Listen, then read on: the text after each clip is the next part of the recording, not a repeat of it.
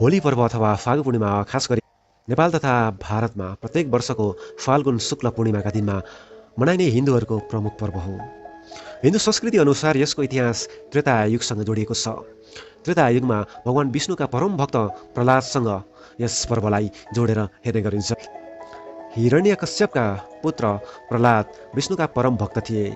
आफ्नै छोरा प्रहलादले भगवान विष्णुको आराधना गरेको हिरण्यकश्यपलाई मन परेको थिएन। त्यसैले उनले प्रहलादलाई मार्न धेरै योजनाहरू बनाएका थिए।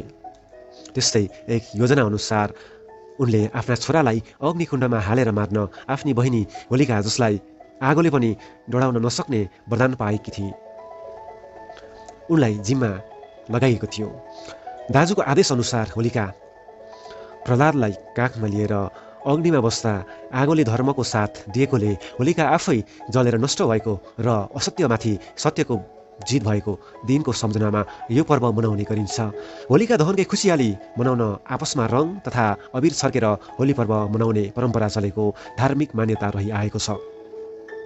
त्यस्तै एक अर्को प्रसङ्ग भगवान श्रीकृष्णको रहेको छ। द्वापर युगमा भगवान श्रीकृष्णलाई मार्ने उद्देश्यले दुध चुसाउन गएकी कंसकी सेनापुतना नामकी राक्षसनीलाई उल्टै कृष्णले मारिदिएकोले त्यसको शवलाई ब्रजवासीहरूले यसै दिन जलाएर आपसमा रङ तथा अबिर छरी खुसियाली मनाएकोले होली खेल्ने परम्परा चलेको भनाइरहेको छ। होली रङहरूको विशेष पर्व हो। होलीको दिनमा मानिसहरूले एक अर्कामाथि विभिन्न प्रकारका रङहरू हालेर एक अर्कालाई रङ्गिन बनाउँछ। एक दिन पहिला राति होलिका दहन गरिन्छ। राति होलिका दहन गरिसकेपछि बिहान पानीमा रङ घोलेर एक अर्कामाथि फाल्ने चलन छ। साना साना बालबालिकाहरूदेखि वृद्ध वृद्धासम्म सबैले होलीमा रमाइलो गर्दछन्। युवा युवतीहरू गीत गाउँदै नाच्दै होली खेल्दछन्। भनिन्छ कि होलीको दिन पुरानो कटुता समाप्त गरेर दुश्मनी बिर्सेर मान्छे एक अर्कासित एक अद्वितीय सम्बन्ध स्थापित गर्दछन्। यस पर्वलाई फाल्गुन पूर्णिमाको दिनमा मनाउने भएकोले यसलाई फगुवा पनि भनिन्छ।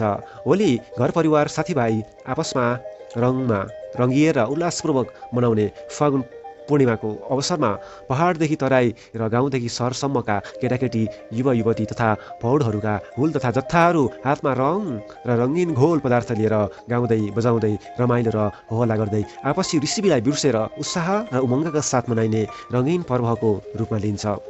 नेपालको फागु पूर्णिमा अर्थात् होली पर्व नेपालमा निकै हर्षोल्लासका साथमा मनाउने गरिन्छ। नेपालमा यो पर्व धुमधाम गरी अरू ठुला पर्वहरू जस्तै रमाइलो गरी मनाइन्छ। होलीको अघिल्लो साँझ नेपालको बसन्तपुर दरबार अगाडि होलिका दहन गरेर यस चाडको सुरुवात गरिन्छ। हिन्दू धर्म मान्नेहरूको बाहुल्यता रहेको नेपालमा होलीको रौनक पूर्व मेचीदेखि पश्चिम महाकालीसम्म भव्य हुन्छ। नेपालको पहाडी र हिमाली क्षेत्रहरूमा फागु पूर्णिमाको दिन होली मनाइन्छ भने त्यसको भोलिपल्ट मात्र तराईका स्थानहरूमा होली मनाइन्छ। नेपालको विशेष सहरहरू काठमाडौँ, पोखरा, धरान, भरतपुर, विराटनगर, धनगढी, दमक लगायतका ठाउँहरूमा होलीको रौनक अझै फरक हुन्छ। विशेष साङ्गीतिक कार्यक्रमहरू र त्यसमाथि रङहरूको वर्षाले सहरको होली अझै रमाइलो र राम्रो देखिन्छ।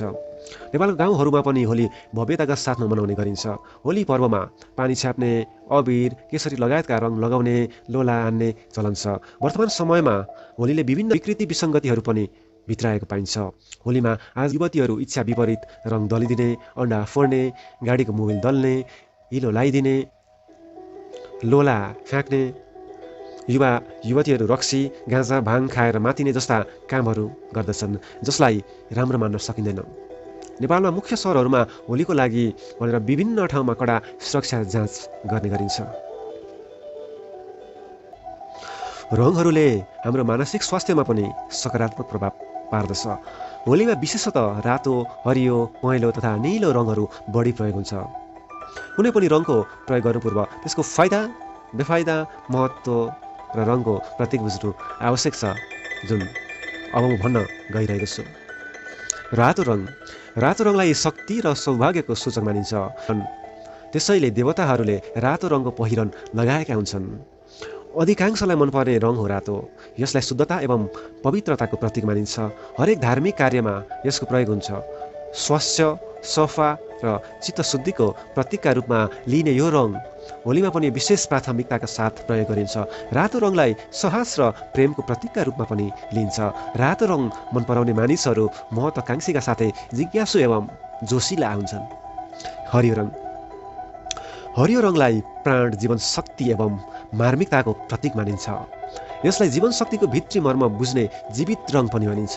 हरियो रङ मन पराउने मानिसहरू प्रकृतिलाई माया गर्ने खालका हुन्छन्। उनीहरू झैझगडा पटक्कै मन पराउँदैनन्।